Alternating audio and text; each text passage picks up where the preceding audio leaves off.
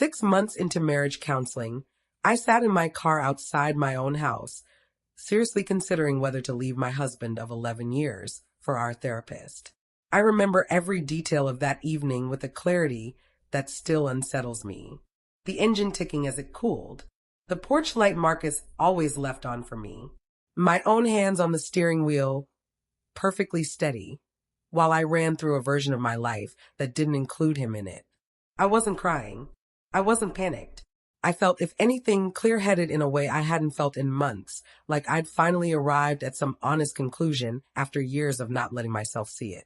I sat there running through a mental list, the way you'd plan a work project rather than mourn a marriage, how I'd tell Sam, how I'd explain it to my sister, whether we'd need to sell the house or whether Marcus would want to stay in it. None of it felt dramatic in the moment. It felt disturbingly like housekeeping. Like I was simply tidying up a decision I'd already made somewhere else, in some other part of my mind I hadn't fully had access to until Bennett helped me find it. Dr. Bennett had spent every session that spring making me feel like my marriage was a slowly sinking ship, and like he was the only person on earth who actually understood me. I didn't find out until much later that he'd used those exact same words, the only one who truly understands you, on at least 2 other clients before me. My name is Julia. I'm a high school guidance counselor, which means I've spent my career trained to trust the therapeutic process, to believe that when someone sits across from you asking careful, insightful questions, they're doing it in service of your well-being. That training, ironically, is exactly what made me such an easy person to manipulate once someone decided to use those same tools against me instead of for me. Marcus and I started counseling for the most ordinary reasons imaginable. 15 years together, 11 of them married, 1 teenage son, and the particular kind of quiet distance that settles into a long marriage without either person doing anything specifically wrong. We'd stop really talking, the way couples sometimes do, not through some dramatic rupture, just through the slow accumulation of small silences that pile up until you look across the dinner table one night and realize you don't quite know what your husband is thinking anymore. It felt fixable. It felt, honestly, like the kind of problem a good therapist could help with in a handful of sessions. Dr. Aaron Bennett came recommended by a colleague at my school, well regarded in the local professional community, 52 years old, with the kind of calm, unhurried presence that makes you feel like whatever you're about to say has been said before by someone else and turned out fine. His office had the particular hush of a place designed for confession, soft lighting, a small water feature in the corner, 2 identical armchairs angled toward each other rather than a desk between us. Our first few sessions together felt genuinely useful.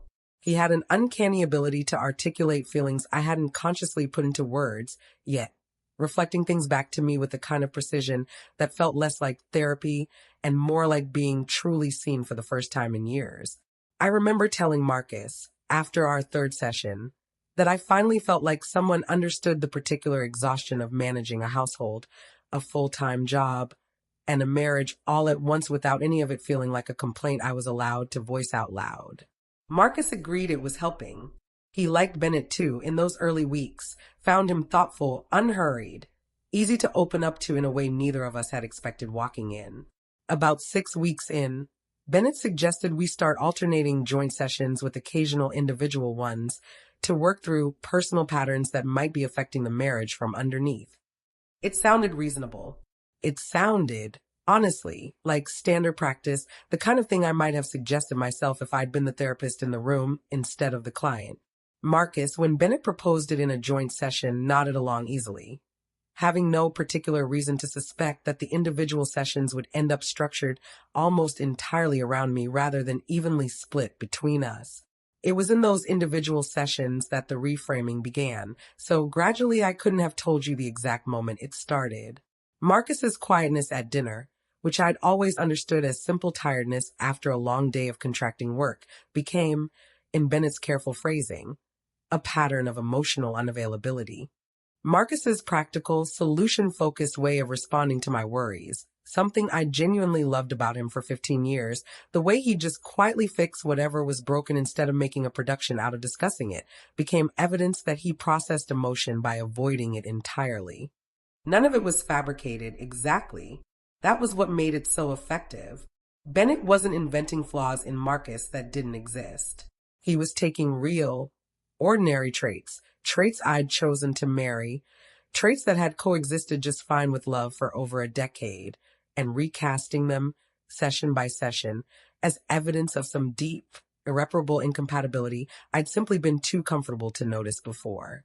There was the time I mentioned, almost in passing, that Marcus had forgotten our anniversary was coming up until I reminded him 3 days ahead. A completely ordinary lapse, the kind every long marriage accumulates dozens of over the years. Bennett didn't let it pass. "How does that land in your body when it happens?" he asked, and before I'd fully answered, he was already reframing it as a symptom of something larger. A husband who'd stopped prioritizing the relationship at some fundamental level, evidence of emotional deprioritization rather than simple forgetfulness. I left that session feeling a low, simmering resentment toward Marcus that hadn't existed when I walked in. Another week, I described how Marcus handled a stressful situation with his crew at work by simply fixing the immediate problem and moving on without dwelling on how it had made him feel.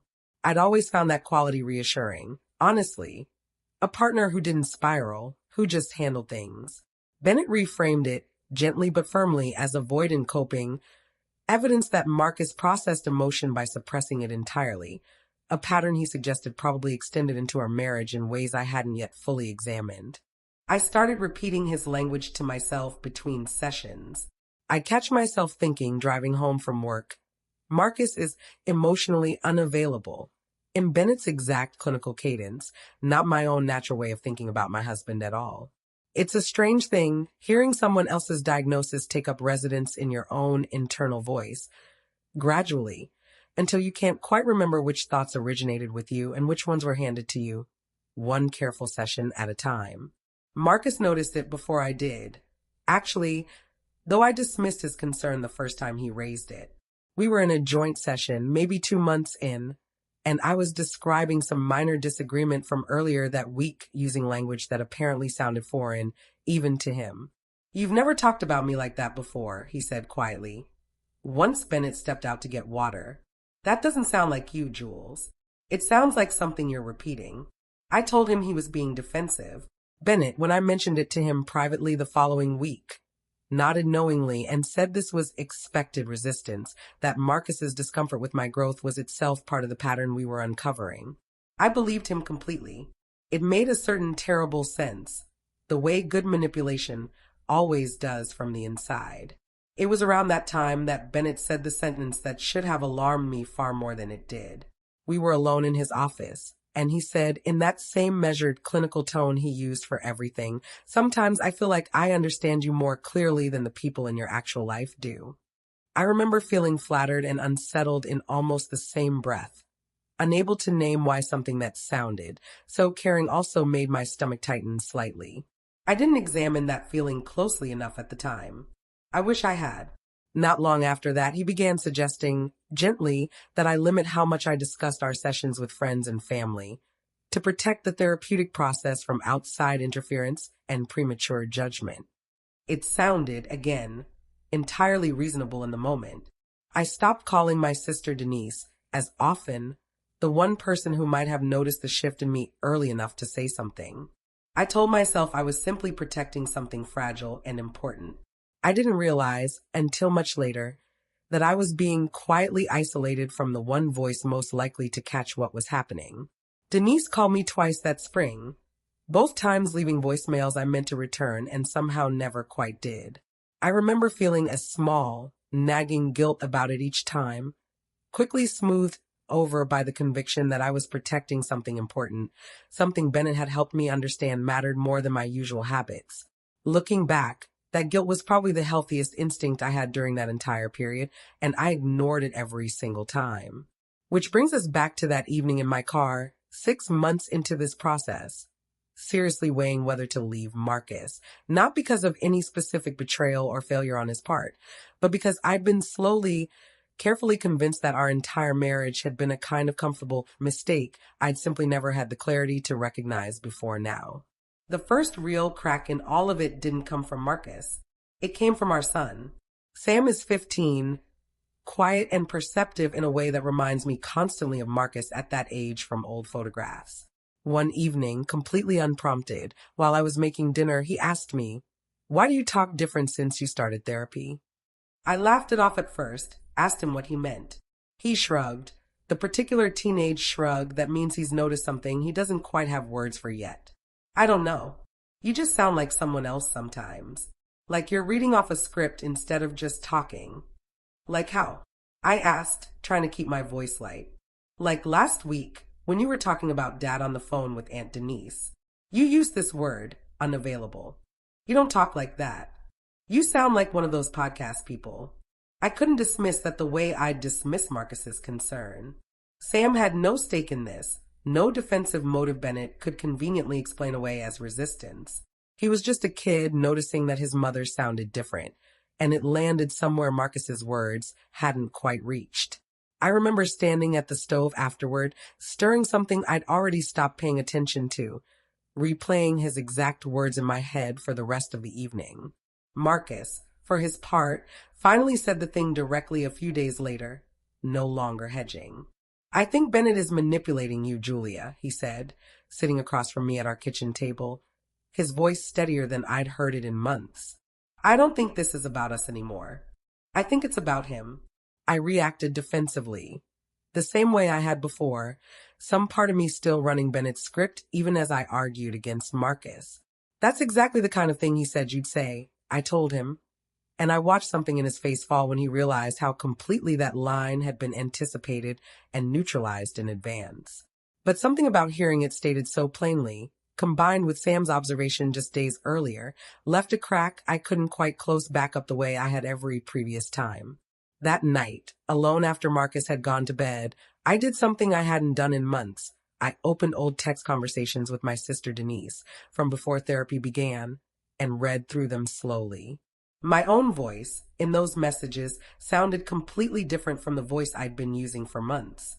Warmer, less clinical, more like someone describing a real, complicated, ordinary marriage rather than reciting a diagnosis.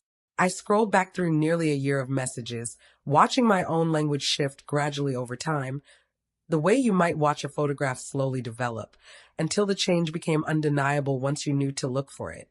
It was a deeply unsettling experience, realizing that thoughts I believed were my own clear-eyed conclusions had actually been assembled for me, piece by piece, over half a year.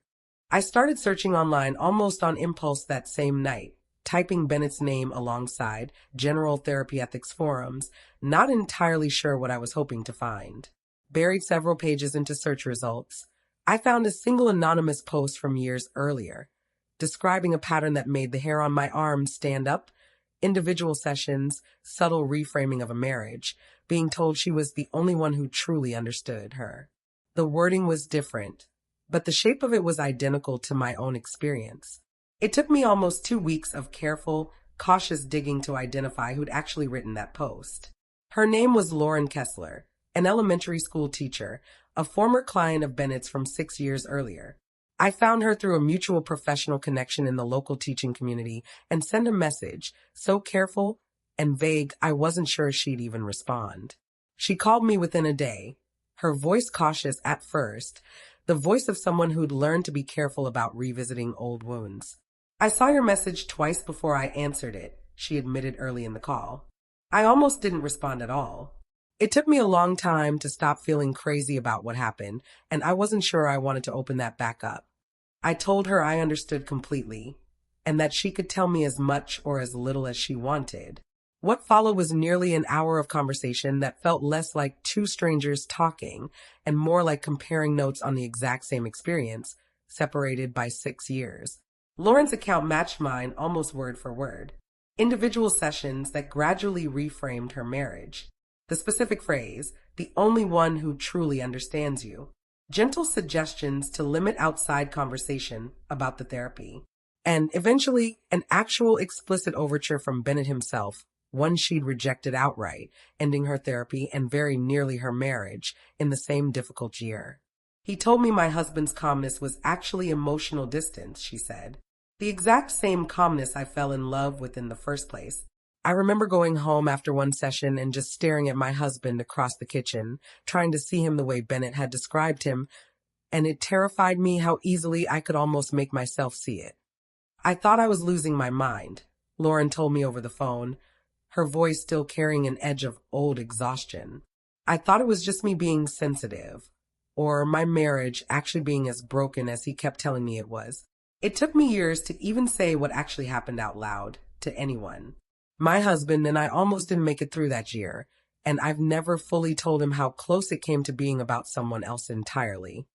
What made you finally stop seeing him? I asked her.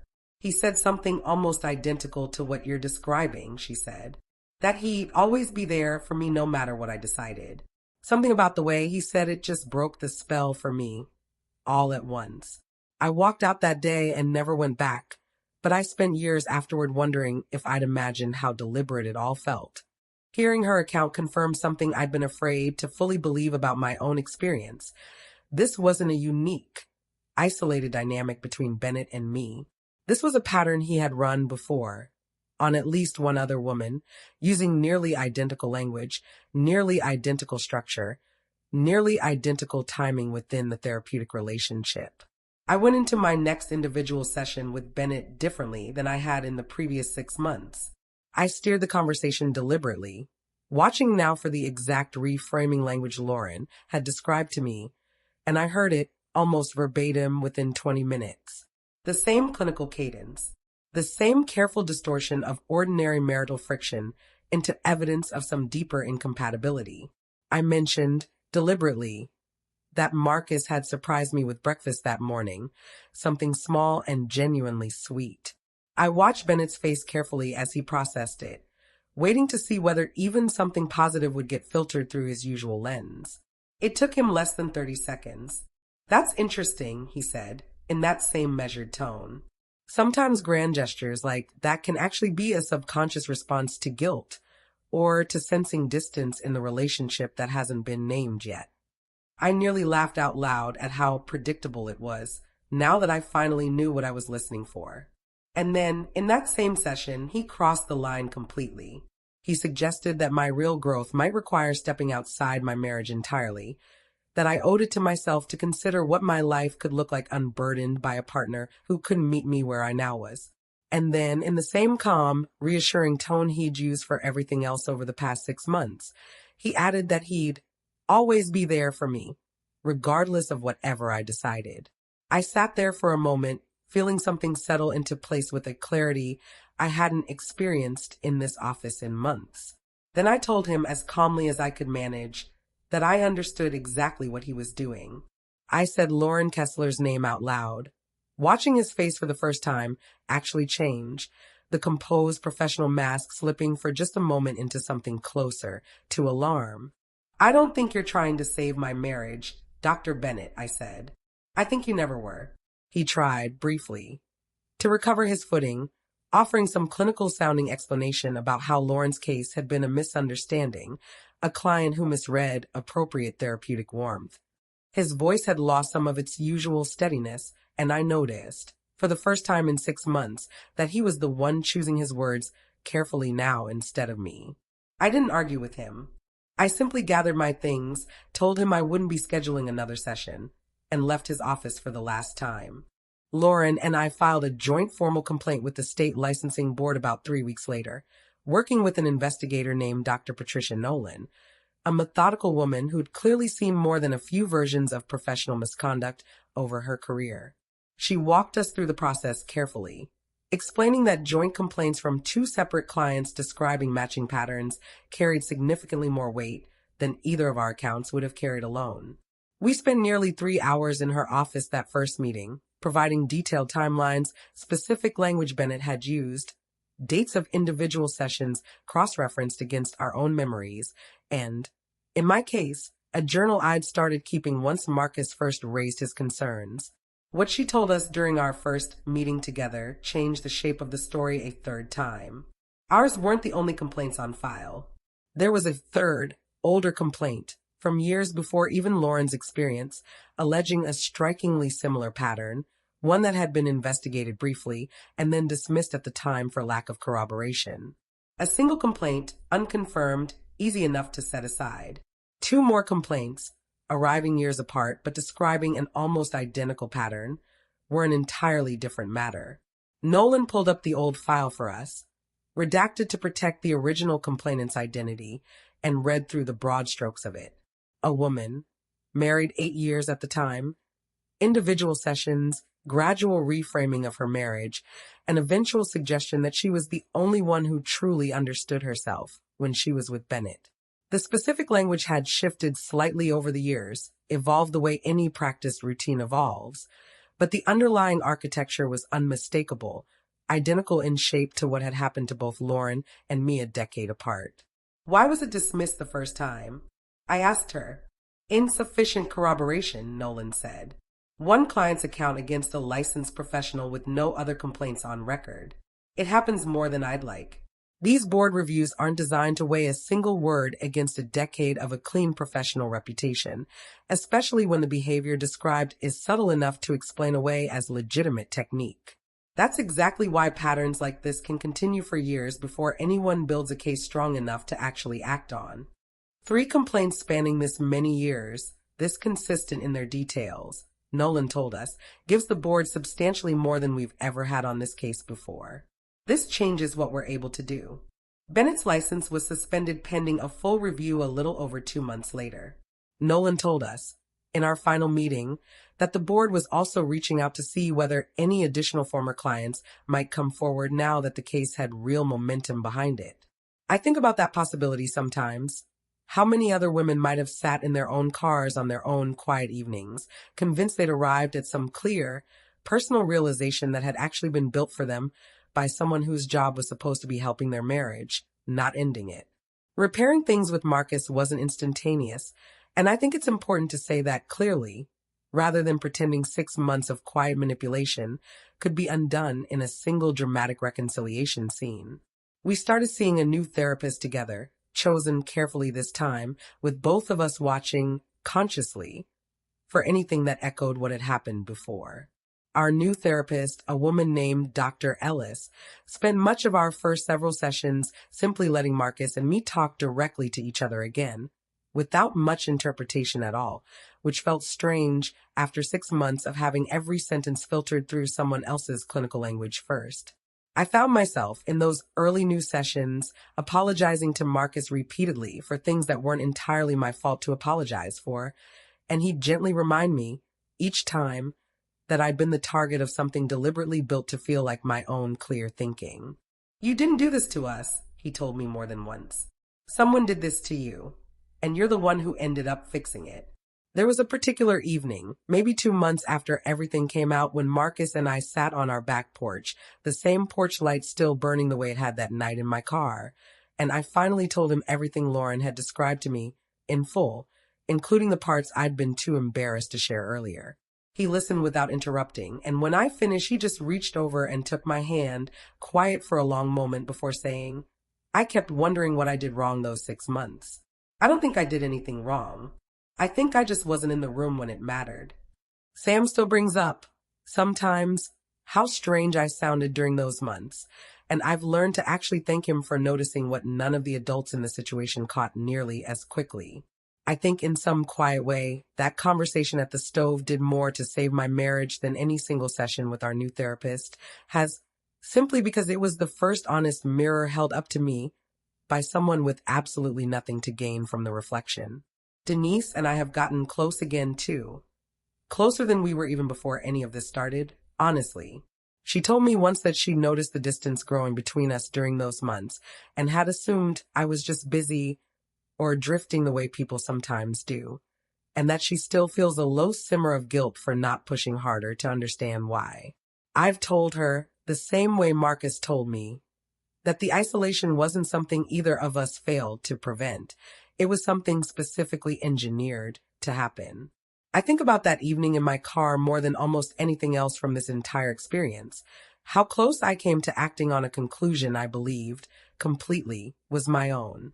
What I've come to understand, a year removed from all of it, is that manipulation doesn't always look like an obvious villain twirling a mustache. Sometimes it looks exactly like being deeply, carefully understood, right up until the moment you realize that understanding was never actually about helping you at all. I still work as a guidance counselor, and I think about my own students differently now, more attentive than ever to the particular vulnerability of someone who simply wants to be understood by an authority figure they trust. It's changed how carefully I choose my own words with them, how conscious I am of the difference between genuinely reflecting someone's feelings back to them and quietly reshaping those feelings into something more convenient for whoever's sitting across the room. He never had to lie to me about my marriage. He just had to convince me that being understood and being manipulated could look exactly the same, and it very nearly worked.